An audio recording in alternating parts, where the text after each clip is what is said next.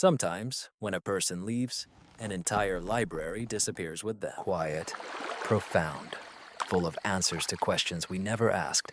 I have observed this many times. I am a doctor with over 30 years of experience, and many faces remain in my memory. But what stood out to me were the eyes of those who left peacefully, with a light, almost childlike smile. There was something elusive about them, as if they knew what we didn't even suspect. 5 little secrets they carried with them, not out of stubbornness or distrust, but because they realized there are things that can only be experienced, but not expressed in words. One of my patients, an 82-year-old man, once uttered a phrase that I will remember forever. He looked out the window where the first snow was falling and quietly said, "Doctor, I finally understood that life cannot be explained. It can only be forgiven." At that moment, I didn't immediately grasp the meaning of his words, but years later, I understood. This is one of those secrets that people take with them. We live in haste, proving and arguing, while the elders, who have endured everything, watch us with a gentle smile, like children destined to walk their path of mistakes and reconciliations. They no longer strive to convince anyone. They simply know that everyone must find their own silence.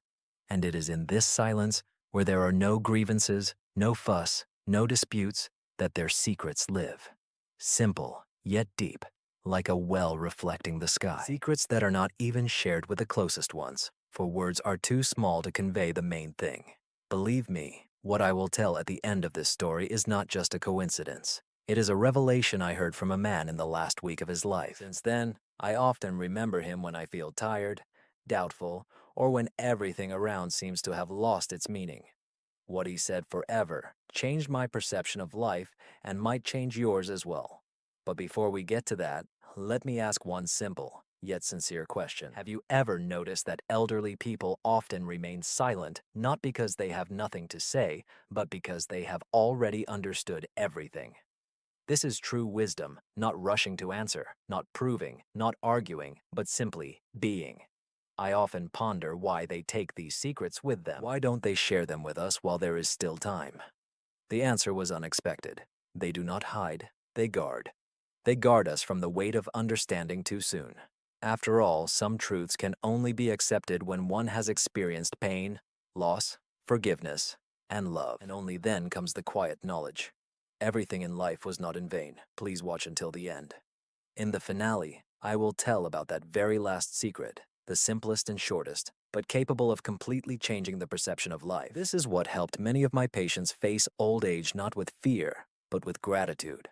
And while you listen, think about what secrets your parents, your grandmothers, or grandfathers hold. What lies deep in the soul when words are unnecessary, conveyed only through gaze, silence, and presence. Sometimes it is not a mystery, but love that needs no explanations. Let us together try to touch this depth. There are 5 secrets that wise elderly people carry with them, even from their closest ones. And believe me, each of them is worth hearing. With age, the perception of life changes in a way that cannot be explained in words. It is not just accumulated experience or years, but a special feeling when everything becomes softer, quieter, and clearer. Where in youth we argue, prove our point, and sometimes shout. In maturity, we simply smile, not because they lost faith, but because they finally realized everything that was meant to happen has already happened. I watched as people in their 70s and 80s began to view life from a completely different perspective. They are not interested in victories, proofs of their correctness, or material values. They strive for peace, inner purity, and try to leave behind a light burden. When you sit next to such a person, you feel that there is no haste or worries in them. There is only a quiet, deep knowledge, as if he has already learned all the lessons of life and now simply lives with gratitude. I often communicate with my elderly patients, sometimes after the examination. They stay not to discuss medications or tests, but just to talk. In such moments, they begin to share memories of youth, love, and friends who have passed away. And almost every story carries the same theme. If only I had realized earlier that what matters is not outside, but inside. One of the men, a former soldier, once told me, "Doctor, I chased success my whole life, service, ranks, achievements." And then he realized that all of it was just to learn how to sit quietly and watch the sunset. He spoke with such calmness, as if he were not talking about himself, but about each one of us. And in those words lies a whole philosophy of maturity. When a person stops clinging to the noise of the outside world, when they do not compare themselves to others and do not measure success in the eyes of those around them, an inner space opens up within them. It is there that wisdom is born. In this inner silence, the 5 secrets I want to share emerge. Psychologists claim that after 50, a person undergoes a reassessment of values. I observe this in practice, not in books or theories, but in the eyes of my patients. Of course, the body changes.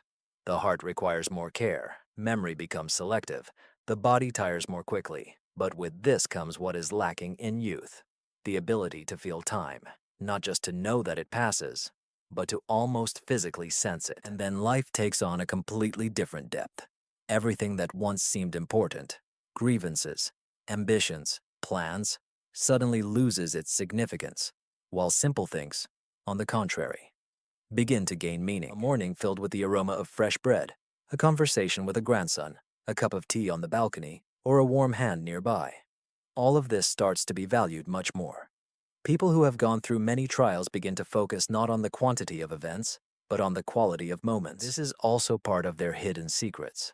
You know, I noticed that the wisest elderly people rarely complain, even when they experience pain or face difficulties. They know how to remain silent, not out of pride, but out of care. They do not want to burden others with their suffering, as everyone has their own struggles. In this restraint, filled with softness, lies immense strength. It is not coldness or indifference, but a special form of love, mature, quiet, requiring no words. Sometimes they say, "Doctor, don't worry about me. Everything that was meant to happen has already happened." In these words, there is no doom, only acceptance. This acceptance of life as it is, with its light and shadows, joy and losses. They have learned to forgive without expecting apologies, to let go without demanding restitution. And this, perhaps, is the hardest lesson to learn. We often think that wisdom comes with age. In reality, years only provide the material for wisdom. The transformation of this material into understanding depends solely on us. Not every elderly person becomes wise, but those who have learned to listen to themselves, accept life, and see beauty in simple things become a quiet light for those around them. That is why I want to share with you 5 secrets. Not because they are rare, but because we have forgotten to notice them. They are everywhere, in the words of our parents, in their looks, in their actions. One just needs to learn to hear between the lines. In the next part, I will tell about the first of these secrets. It is what helps the soul maintain calm, even when life is crumbling around. It is what restores strength, meaning, and clarity. And believe me, this knowledge can change everything. The first secret I noticed in true sages is their amazing ability to remain silent, not because they have nothing to say, but because they understand the value of words. They realize that not every feeling needs to be explained, not every pain should be shared, and not every opinion needs to be defended. With the years comes the understanding. Silence heals better than any words. I remember a woman, 79 years old, whom I observed for almost 10 years. She had a difficult fate: war, loss, loneliness, illness.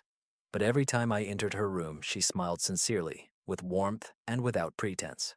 One day I asked her, "How do you manage this? It must hurt and be hard, yet you still smile." She simply replied, "I stay silent when I'm feeling bad because I know it will pass. Everything will pass." This phrase stayed with me. How many times do we exacerbate our pain by talking too much? We complain, argue, justify, prove, while the elderly have already gone through this. They know that words cannot change the past, and that the present cannot always be healed. Sometimes you just need to be silent, breathe, and let time do its work. In my experience, those who have learned this silence live more peacefully. They have fewer worries, fewer inner storms, their hearts beat more steadily, sleep becomes deeper, pressure, more stable. And this is not a miracle, it's physiology. When a person stops constantly voicing their pain, stress levels begin to decrease, the mind calms down, hormonal balance is restored, and the body starts the recovery process. I often notice that elderly people, especially those who have lived with dignity, seem to radiate tranquility. Their presence alone has a healing effect. They can simply sit nearby, and it becomes easier. They emanate a special energy, the energy of acceptance, not struggle or despair, but of quiet agreement with life. However, the silence I speak of is not a cold detachment or indifference. This warm silence, filled with trust, says, I don't need to explain my feelings to the world. I simply live them. This is the highest form of inner strength. Sometimes it is much harder to remain silent than to scream. Remember the last time you allowed yourself to enjoy silence without the television, news, or phone. Just sit, listen to yourself, feel your heartbeat, your breath, how time flows. In such moments, we come closer to our true self. And that is when peace arrives. I often recommend my patients to set aside at least one day of silence each week. It doesn't have to be literal silence, just avoid arguments, empty conversations, and hustle. Allow your mind to slow down and your soul to rest. Try this for a week, and you will feel the difference. I strongly urge not to postpone. This simple exercise can be a remedy not only for the nervous system, but also for the heart. Wise elderly people are silent not because they have no words. They are silent because everything has already been said, by them and by life. They understand when unnecessary words are superfluous. They feel when to be silent, when to hold a hand, to embrace, to be close. And this, believe me, is stronger than any words. This first secret is the foundation of all others. Without it, one cannot understand all the rest, for only in silence can you hear yourself, life, and what it is trying to say. In the second secret, I will reveal what helps not only the soul, but also literally slows down brain aging. In my experience, this is what keeps a person clear, vigorous, and surprisingly alive even at 80 years old. There is one wonderful quality I observe in truly wise elderly people. They know how to love this world, but without passion, attachment, and pain. To love quietly, with gratitude, as if letting go of each moment instead of holding on to it. This is the second secret they carry with them. We, middle-aged people, often love too loudly. We love as if we fear losing. We cling, demand, control. But with the years comes the understanding that true love is not the desire to possess, but the ability to let go. It is a state where you accept life as it is, along with its imperfections. I remember a woman, my patient, who was 84 years old. She lost her husband back in the 50s, then her son in the war. Every time I visited her, she greeted me with a smile and the words, "Doctor, life is a gift. It's just sometimes wrapped in the wrong paper." In these words lies the profound meaning of mature love. It does not judge life, does not seek the guilty, and does not blame. It expresses gratitude for the moments experienced and humbly accepts what is. Scientific research shows that when a person lives with a sense of gratitude, their brain produces more serotonin and dopamine, hormones of joy and motivation. This leads to reduced stress levels, improved vascular function, and a steadier heartbeat. But the most astonishing thing is that in such people, a light seems to ignite, reflecting even on their faces. They age differently. They do not wither, but become light and transparent, as if life flows freely through them. In my experience, those who continue to love not a specific person, but life itself, live longer. They have stronger immune systems, cope with illnesses more easily, and recover faster from surgeries. Why does this happen? Because the body, feeling a sense of purpose, does not rush to give up. When a person wakes up every morning thinking, "Thank you for allowing me to see this day," their body perceives it as medicine. But how to learn this? It all starts with the little things. The ability to find joy in simple things is not just a character trait, but a habit. Every day you can choose to notice flaws or to see beauty. Someone might say, "What's so special about it? The sun, a cup of tea, my neighbor said hello." But for a wise person, this is already a source of happiness. Try tomorrow morning, as soon as you open your eyes, not to grab your phone, but simply to say, "I am grateful for this day." Even if it starts as a whisper, sounding mechanical at first, gradually, day by day, this feeling will become real, and you will begin to notice how life responds to you with warmth and calmness. Many elderly people I observed often said the same thing. We realized too late that happiness does not need to be sought. It was always nearby. We were just consumed by worries. How much energy is spent fighting what cannot be changed? Instead, we can simply accept it. And this is not a weakness. It is the greatest form of maturity. The world is imperfect. People make mistakes, the body ages, but life remains beautiful. When a person accepts this, fear departs, and trust arises within. Everything happens as it should. The secret of loving without attachment seems simple, but within it lies the key to inner freedom. Only by letting go of expectations can one truly feel joy. I often notice that those who have realized this even look different. They have relaxed faces, soft gazes, and a light posture. They seem to breathe in unison with the world.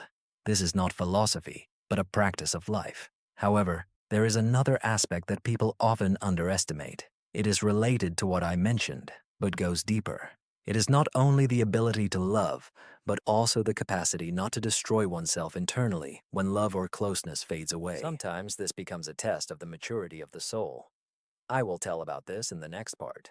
The third secret that helps a person preserve themselves even in conditions of constant change is the knowledge that many realize too late, although it can save them from internal destruction. Of all the skills that come with experience, the most difficult is the ability to forgive.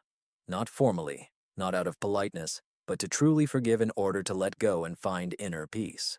This is the third secret that wise people carry with them, and believe me, it is not easily attained. I remember a man who was 76 years old. He had kind eyes and a complicated fate. He suffered a stroke and took a long time to recover. We often talked, and one day he said, "Doctor, I realized that the illness came not to the body, but to the heart. I held on to resentment for too long." These words were simple, but contained the essence.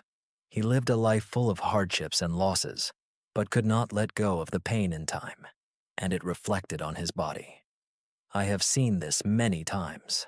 Resentment, bitterness, guilt. All this does not pass without a trace. The body ages faster if the heart remains under pressure. The psyche constricts the body, the vessels narrow, and the pressure fluctuates. Conversely, when a person forgives and lets go, it's as if their shoulders relax, their breathing becomes free, and their gaze softens. This is evident even without words.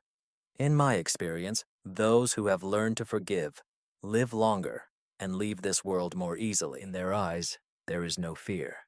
Forgiveness is not an excuse for evil, but a release of oneself. As long as we hold on to pain, we are bound to it, and when we let go, we become free.